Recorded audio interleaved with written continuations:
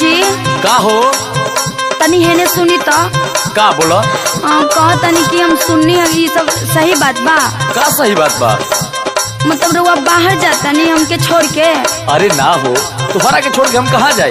कुछ मजबूरी बा, हम जल्दी चल आए। तो ई पहले बताई ना, जाता नहीं कि ना रुआ जाता नहीं? जाता नहीं हो लेकिन जल्दी चल आए।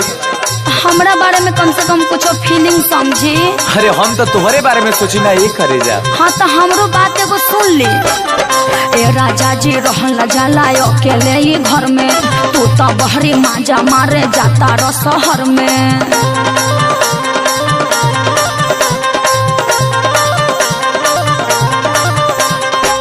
मतलब अब ये कहबू हम मजा मारे जाता नहीं? तो का कहे? बात समझा, हम तुहरे खातिर जाता नहीं। अच्छा देखो हम तुहरा बारे में बहुत सोचले बानी, और सुनो सुनावत नहीं। सुनाई। कि जब ले बहरी न कमाईबू घर में खैबू कैसे,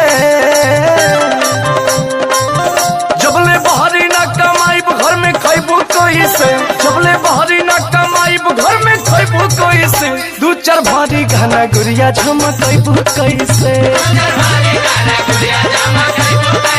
हाँ दू चार भारी गाना गुड़िया झमकैबू कैसे।